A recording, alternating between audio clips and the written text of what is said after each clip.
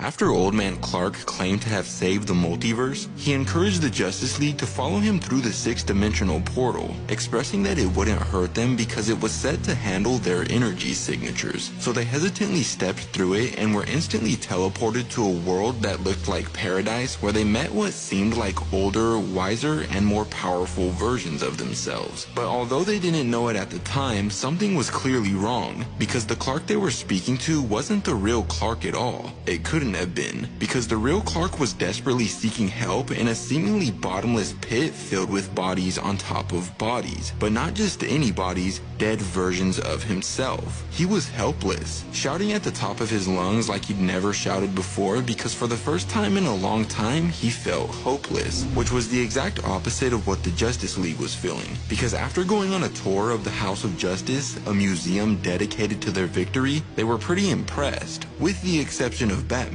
Well, he was impressed but eager to find out how they did it. He wanted to know how they saved the multiverse because time was of the essence. But Old Man Clark encouraged him and the others to relax, to enjoy their utopia for the day, and that he'd get to the important stuff tomorrow. So they did, and not only was it beautiful, but it was peaceful, harmonious. There wasn't any conflict at all. The Mascara was now a place devoted to sharing the truth. Mars was repopulated with Martians, which greatly excited Martian Manhunter. Him and Hawkgirl had a son together named Shane, and craziest of all was that Barry and John had found a way to use the life entity to restore parts of the multiverse that were lost in the war. They were practically gods, but unfortunately for Bruce, he was no longer with them during this time. Dick Grayson was actually the one behind the cow, because apparently Bruce sacrificed his life to save everyone. But like he always is, Bruce was skeptical of what was being conveyed and filled with questions, with the first of them being, where the hell are all the villains? It all felt too good to be true, and what confirmed that that was the case was Shane, Martian Manhunter and Hawkgirl's son,